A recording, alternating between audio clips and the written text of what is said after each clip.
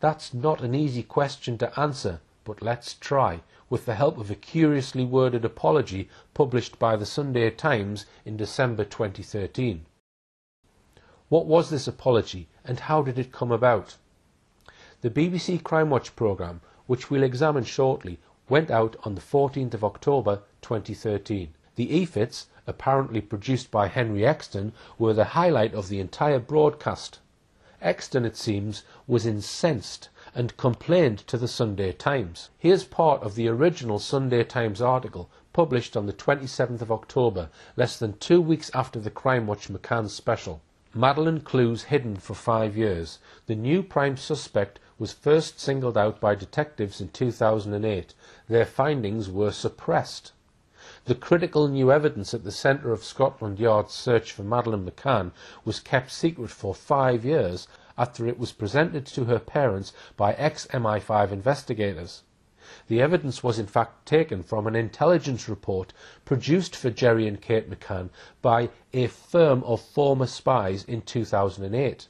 It contained crucial EFITs of a man seen carrying a child on the night of Madeleine's disappearance, which have only this month become public after he was identified as the prime suspect by Scotland Yard.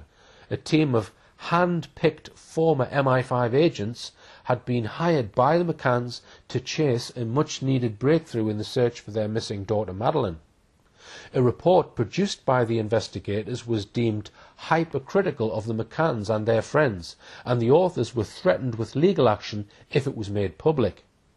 Its contents remained secret until Scotland Yard detectives conducting a fresh review of the case contacted the authors and asked for a copy. They found that it contained new evidence about a key suspect seen carrying a child away from the McCann's holiday apartment on the night Madeleine disappeared. This sighting is now considered the main lead in the investigation. EFITs taken from the report were the centrepiece of a Crime Watch appeal that attracted more than 2,400 calls from the public this month. One of the investigators, Henry Exton, whose work was sidelined, said last week he was utterly stunned when he watched the programme and saw the evidence his team had passed to the McCanns 5 years ago presented as a breakthrough. Exton said they had focused on the Smith sighting, travelling to Ireland to interview the family and producing EFITs of the man they saw. Their report said the Smiths were helpful and sincere and concluded the Smith sighting as credible evidence of a sighting of Maddie. Their report was delivered to the McCanns in November 2008. This report by the Sunday Times Insight team was very clear. Exton was saying that the Smiths were credible people. They helped him to draw up 2 EFITs. The McCanns knew about these EFITs before November 2008 and were handed a report about the EFITs in November 2008. Yet, said the Sunday Times, the McCanns had done nothing about it for a whole 5 years. It was a serious accusation, much too serious for the McCanns to ignore. They sued the Sunday Times for what they said was a gross libel of them. This led to a small and very curiously worded apology printed some weeks later by the Sunday Times. Let's now look at exactly what it said. In articles dated October 27, Madeleine clues hidden for 5 years and investigators had EFITs 5 years ago, we referred to EFITs which were included in a report prepared by private investigators for the McCanns and the Fund in 2008. We accept that the articles may have been understood to suggest that the McCanns had withheld information from the authorities. This was not the case.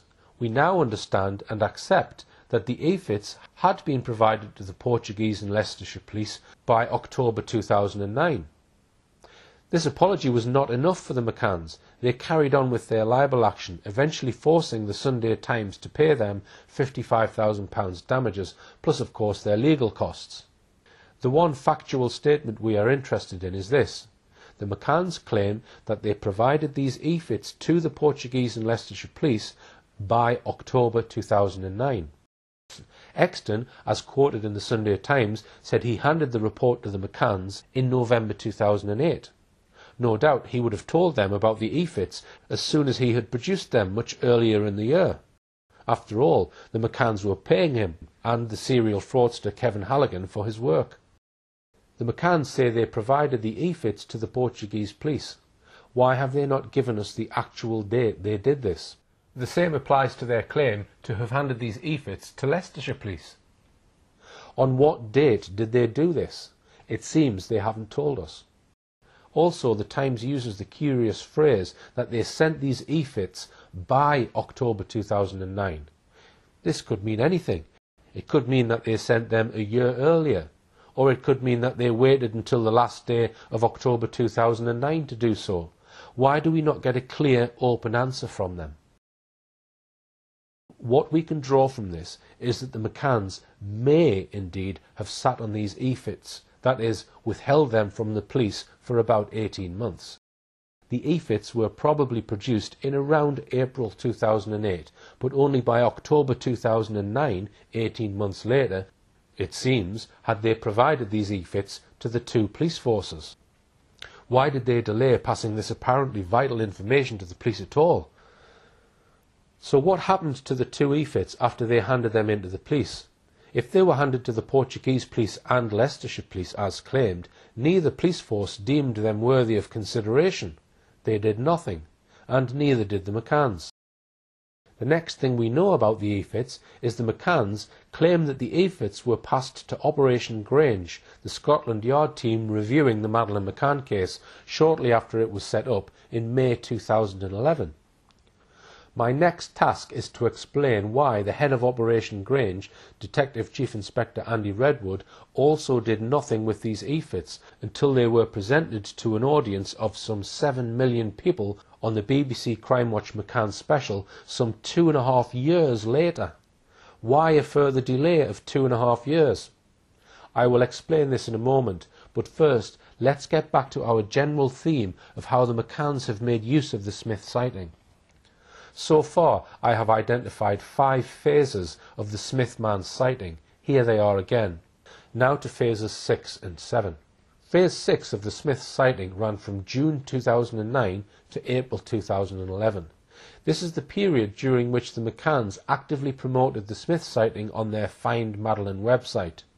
Then, when Dr. Kate McCann published her book Madeleine on the 11th of May 2011, Phase 7 began.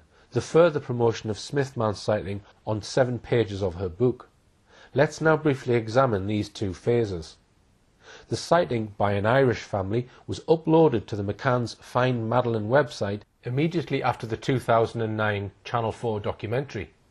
An Irish voice was heard explaining the sighting with the following words. I was with my family. We'd been out for the night. After leaving a bar, we took the back way up some steps. We turned off this street and up another street. I'm not sure of its name. We were walking up this street when I saw a man and he was carrying a child. I thought they were father and daughter, so I wasn't so suspicious. He was walking down the street in the opposite direction to us. The girl was about 4. She looked like my granddaughter. Blonde hair, pale white skin, typically British. The man didn't look like a tourist. I can't explain why. It was probably from his clothes. I only really saw the man when we passed each other. He was white, about 175 or 1.8 metres tall, perhaps 34 or 35 years old. He was slim to normal build with short brown hair. He didn't wear glasses, moustache or a beard. I can't recall what he was wearing apart from a pair of beige trousers. The girl was wearing light coloured pyjamas. She was uncovered, no blanket or throw. Some of my family remember her having bare feet. He was carrying the girl over his arms with her head against his left shoulder. He looked a bit uncomfortable in the way he carried her. This followed the wording of Martin Smith's initial statement very closely, except for one curious thing. In his witness statement, he had said that the man was about 35 to 40 years old. Now this statement says he was perhaps 34 or 35 years old. Why is the age more precise? This new estimate of the man's age as 34 to 35 also appears in Kate McCann's book 2 years later.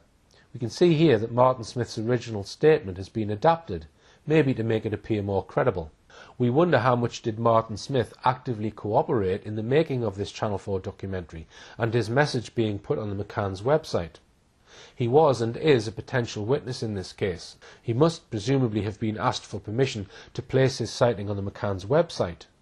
Was he asked to allow the documentary makers to change his statement about the man's age from 35 to 40 to 34 to 35? If so, when did Martin Smith agree to this? Why was the statement changed, and who made the decision to change it? These are important questions which remain unanswered. What would happen if he was put in the witness box and a barrister put this to him? Mr. Smith, you told the police the man you saw was 35 to 40 years old. Why and when did you change your mind about this? So we've had a look at Phase 6. Now what about Phase 7? The further promotion of the Smith man sighting on 7 pages of Kate McCann's book. If we look through Kate McCann's book, we see several clear references to Smith man. Page 98. We subsequently learned that less than 50 minutes after Jane's sighting, when I still had to discover that Madeleine was missing, a family of 9 from Ireland had also seen a man carrying a child, this time on Rua de Escola Primaria, a few minutes' walk from apartment 5A, heading towards Rua 25 de Abreu. Their description was remarkably similar to Jane's. The man was in his mid-30s, 1.75 to 1.8 metres tall, and of slim to normal build. These witnesses, too, said this person didn't look like a tourist. They felt it might have been because of what he was wearing. They also mentioned cream or beige trousers. The child, a little girl about 4 with medium blonde hair, lying with her head towards the man's left shoulder. She was wearing light-coloured pyjamas, had nothing on her feet, and there was no blanket over her. The man did not look comfortable carrying the child, as if he wasn't used to it. In this short paragraph, Kate calls the 2 descriptions remarkably similar, and mentions as many as 11 distinct similarities. It is clear that Kate is suggesting that Smith man was a genuine sighting, and probably the same man seen by Jane Tanner. Again on pages 328 and 329, Smith man is referred to, and Kate now suggests it is the same man. Quote, "Who knows why there was a 45-minute gap between the 2 sightings, or where this man might have been in between? I have long ago stopped trying to come up with answers, because I don't think I need to. If the child was Madeleine, and in 4 years no father has ever come forward to say it was him and his daughter, why would we assume that he was behaving normally or logically? There is nothing normal about stealing a little girl from her bed, so why should his subsequent actions be predictable?" She goes on to speculate. The abductor would hardly have been expecting to see Jane walking towards him as he escaped, let alone have anticipated that Jerry would be standing talking around the corner. Whatever plan was in his mind, he might very well have been forced by these near misses to change it pretty quickly. Then finally, on pages 370 to 372, we get a direct comparison from Kate between Jane Tanner's Tanner man and Martin Smith's Smith man. Kate McCann is right to say that the similarities are striking. The only description that differs significantly is in the colour and the length of the man's hair. There is one curious statement she makes in her book, though, page 371. She says that Jane saw a man 5'10" in height, 1.78 metres, making the man the same height as Smith man. But if you look at Tanner's statement, it indicates that the man was only 1.7 metres tall, which would make him only 5'7". Why the change of about 3 inches? Kate says in her book, the man's height was recorded incorrectly in her, meaning Jane Tanner's statement. How does she know this? So we have seen in phases 6 and 7 how the McCanns made significance of the Smith man sighting. People bought her book and read about Smith man. People kept visiting the McCanns' website and heard the Irish family's account of the sighting. But now we move on to the most vital new phase in the development of the Smith sighting. Phase 8. Operation Grange gets the Smith man e-fits and spends over 6 months planning a BBC programme to promote them. We know, as it's been admitted by the McCanns and Operation Grange, that very early on in the history of Operation Grange, the McCanns handed the e-fits to the senior investigating officer, DCI Andy Redwood.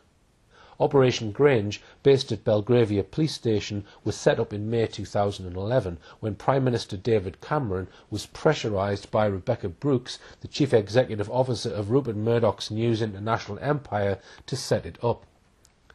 We can assume that DCI Redwood had these 2 e-fits by the summer of 2011.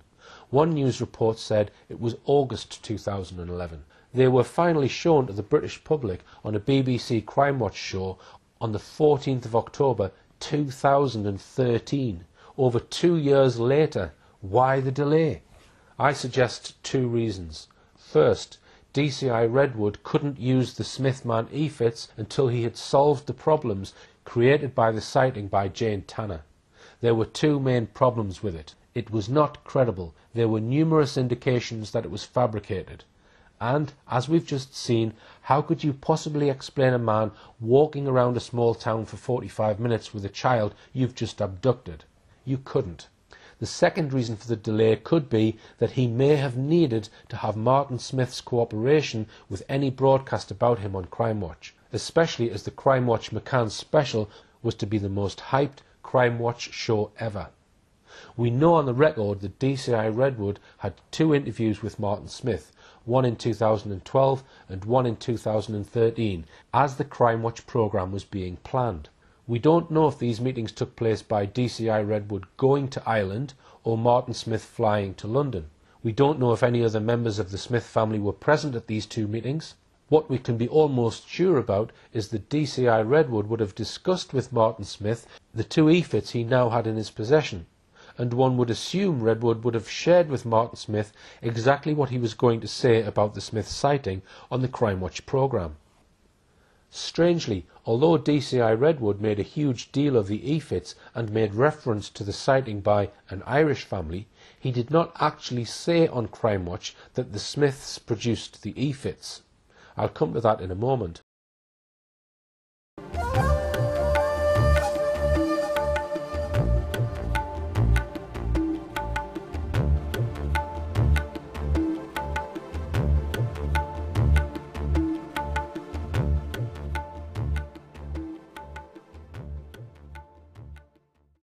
Back in July 2008, when Dr. Amaral published his book, The Truth of the Lie, he was persuaded that the Smiths had honestly described their sighting. He also tended to believe Martin Smith when he claimed to have recognised Jerry McCann as possibly the man he'd seen carrying a child on the 3rd of May. But now we've seen how the McCann team became involved, and how by the first few months of 2009 they were already making use of the sighting. Then in 2011, in her book, we saw how in a number of sections of her book Madeleine, she openly suggested that the men Jane Tanner and Martin Smith said they saw were one and the same. Smithman was being actively used by the McCann team. Gonçalo Amaral had believed that Smithman might well be Jerry McCann, but now the McCanns were strongly suggesting he was the abductor. And now we move on to consider the last phase of Smithman, Phase 9, October 2013, Smithman revealed by Scotland Yard as the chief suspect. Let's now look at the relevant part of the transcript of the BBC Crime Watch McCann special on the 14th of October 2013. Madeleine and her siblings, Sean and Amelie, were staying in the front bedroom, which looked out onto the front car park. Madeleine was in a bed and the 2 children were in travel cots between Madeleine's bed and the bed that was nearest to the window. The careful and critical analysis of the timeline has been absolutely key. Primarily, we're focused on the area between 8:30 and 10. We know that at 8:30, that was the time that Mr. and Mrs. McCann went down to the tapas area for their dinner, and we know that at around 10 p.m. that was when Mrs. McCann found that Madeleine was missing. One of the most pivotal events on the timeline was Jane Tanner's sighting of a man carrying a child. He was walking in this spot, just meters from where Madeleine had been sleeping. This man was widely thought to be Madeleine's abductor, but the team was taking nothing for granted. One of the things that we picked up very quickly was the fact that there was a night creche that was operating from the main Ocean Club reception, and 8 families had left 11 children in there, and one particular family we spoke to gave us information that was really interesting and exciting. In fact, I would say it was a revelation moment when, having discussed with them what they were doing on the night, they themselves believed that they could be the Tanner sighting. The British father had collected his 2-year-old daughter from the creche. He had been walking near the McCann's apartment. This is the actual photograph taken by Metropolitan Police officers of the man dressed in the kind of clothes he wore on holiday. This image was compared to the artist's impression. It is uncannily similar, and we know the pyjamas that their child was wearing, that it is, again, uncannily striking the similarity. So what you're saying is that the timeline that everyone was working on for years in this case was wrong? We're almost certain now that this sighting is not the abductor. But very importantly, what it says is that from 9:15, we're able to allow the clock to continue to move forward. And in doing so, things that have not been quite as significant or received quite the same degree of attention are now the centre of our focus. This was an enormous discovery for the team, an innocent explanation for the suspect who'd been at the centre of the case for 6 years. Their attention quickly turned to another sighting, which could now be the key to the entire mystery. It was here at 10 p.m. that an Irish family witnessed another man carrying a child. They saw him come down the hill from the direction of the Ocean Club, heading that way towards the beach. Could this have been Madeleine and her abductor? So, Redwood had effectively claimed to the British nation that he had traced, identified and eliminated the chief suspect, Tanner Man. He was almost certain, he told Crime Watch viewers. What now? Then, as we saw, Redwood came up with another bombshell. His chief suspect was now Smith Man, the man the Irish family said they'd seen. And he produced 2 e-fits of the suspect. Here they are. But when Crime Watch showed us these 2 e-fits, Redwood appears to have been guilty of some cunning sleight of hand. Let's just listen carefully to the actual words used on Crime Watch. It was here at 10 p.m. that an Irish family witnessed another man carrying a child. They saw him come down the hill from the direction of the Ocean Club, heading that way towards the beach. Could this have been Madeleine and her abductor? He was a white man with brown hair, and the child that he had in his arms was described as being about 3 to 4 years of age, with blonde hair, possibly wearing pyjamas. A description very close to that of Madeleine McCann. 2 of the witnesses helped create e-fits of the man they saw. Today, for the first time, we can reveal the true significance of these images. This could be the man that took Madeleine, but very importantly, there could be an innocent explanation. The e-fits are clear. Notice that presenter Amrullah Walla does not actually say that these 2 e-fit images were produced by the Smith family. He refers, for some reason, only to the 2 witnesses.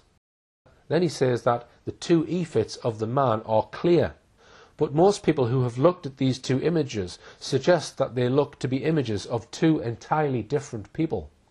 Moreover, computer experts have analysed the 2 images and consider that the 2 images have been produced on different e-fit computer programs.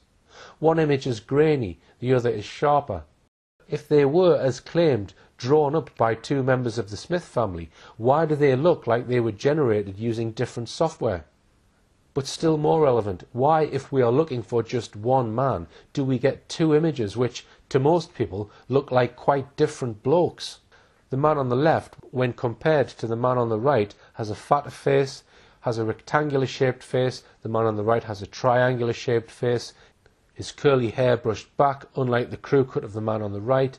He has thicker lips, has a shortish, flattish nose compared with the long, thin nose of the man on the right. It is highly unusual for the police to show 2 different e-fits of one man they are really looking for. It's even more unusual for a pair of e-fits to reveal so many different features. Why did the police not get the Smiths to come up with one composite e-fit of the man they said they desperately wanted to trace? But on top of that is the question of how an e-fit could have been constructed, bearing in mind the Smiths' initial statements. They only saw him for a few seconds, it was dark, the street lighting was weak, they all said that the child covered the man's face, so they couldn't see what he looked like. each of them told the police explicitly that they would not be able to recognise the man if they saw him again. Here are the statements made by each of the Smiths about the man they said they saw. He did not wear glasses and had no beard or moustache. He did not notice any other relevant details, partly due to the fact that the lighting was not very good. He did not notice the body clothing and cannot describe the colour or fashion of the same. It is not possible for him to recognise the individual in person or by photograph. He does not remember if he wore glasses or had a beard or moustache. He did not notice any other relevant details as the lighting was bad. He also does not remember the clothing the individual wore or his shoes. He states that he did not notice those details. What we had seen was so vague that we couldn't identify the guy. At the time we saw his face, but now cannot remember it. She thinks that he had a clean-shaven face. States that probably she would not be able to recognise either the individual or the child. Bearing in mind these statements, how could any EFITs realistically have been produced?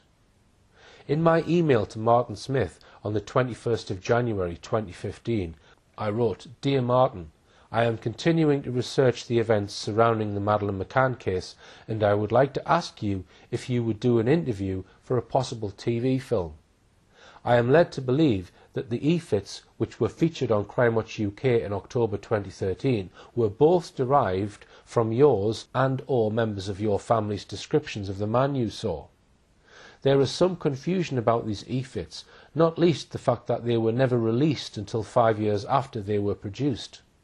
Would you be willing to be interviewed just to clear up what the sequence of events was after you had the sighting? If you are unable to do an interview, can you tell me in an email, 1. Who asked you to do the EFITs, 2. Which organisation drew the EFITs, 3. When were the 2 EFITs done and were they done at the same time and place, 4. Which person in your family was the witness for each of the EFITs, 5. Did you expect the EFITs to be made public when you made them, 6. Did you think it strange that they were not made public?" To date, I have had no response from Martin Smith.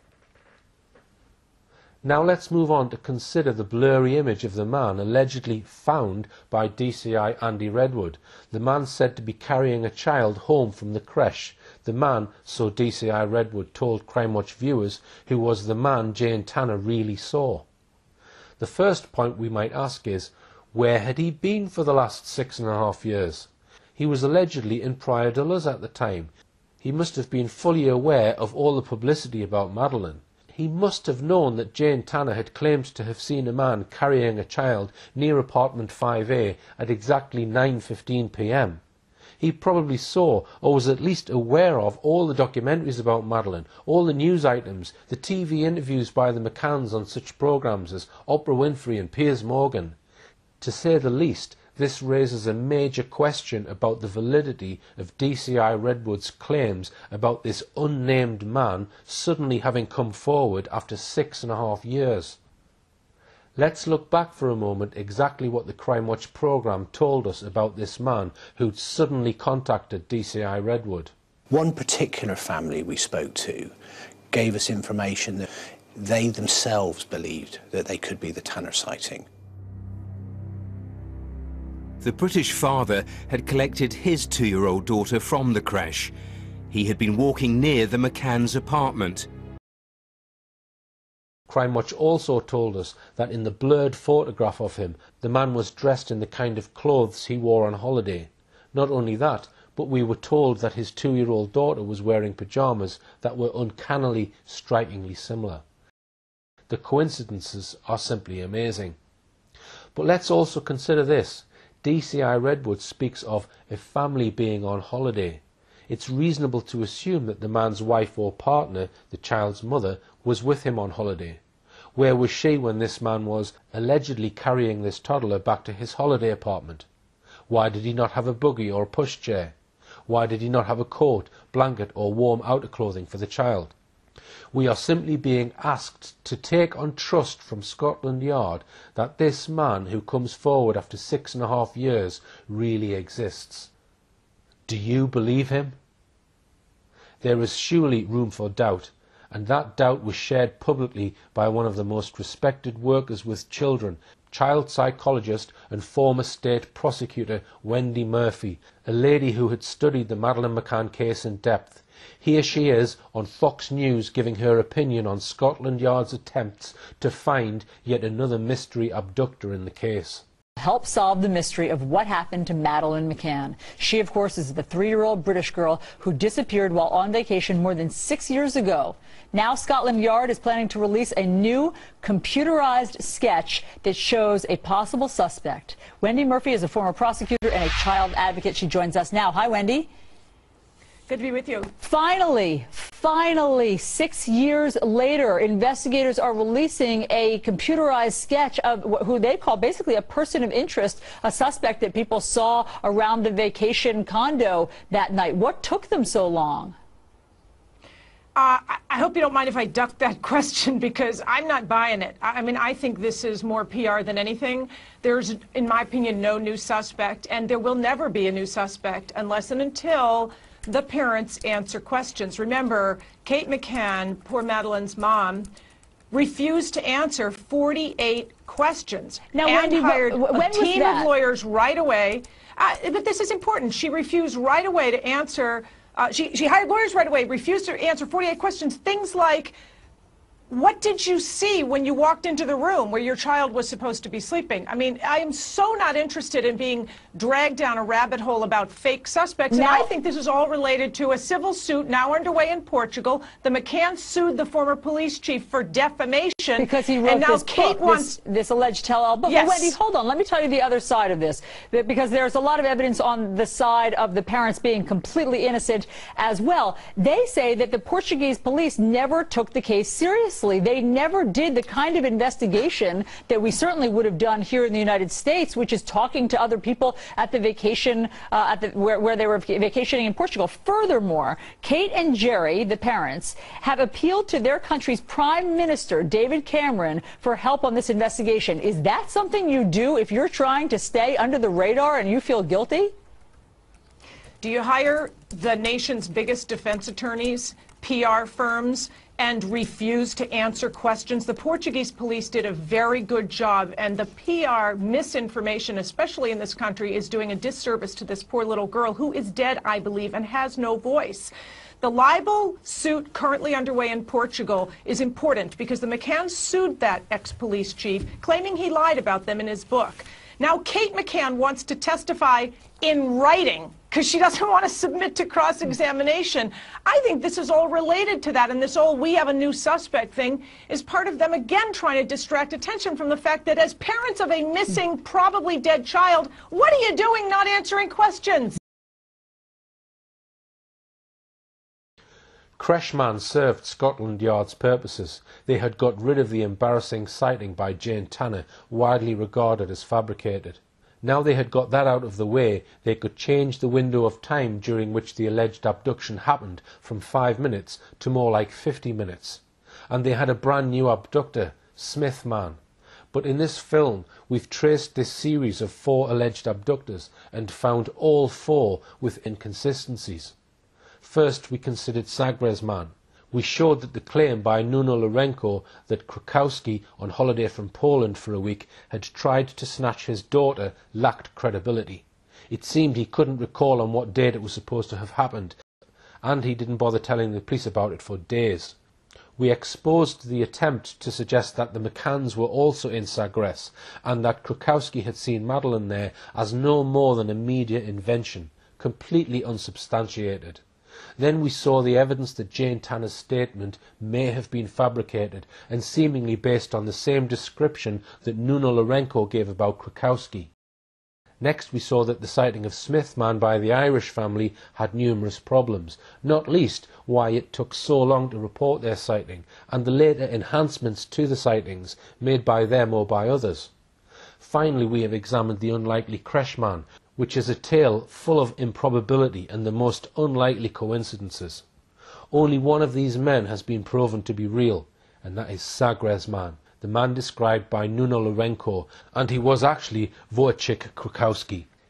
Is it possible that Nuno Lourenco, primed by others, deliberately invented a tale about an attempted abduction of his daughter? Is it possible he told his unlikely tale to the Portuguese police on the morning after Jane Tanner described her sighting, in order to try to convince the police that there was an abductor? Especially when one considers all the evidence in my previous film, there probably never was an abductor at all. It certainly seems that way.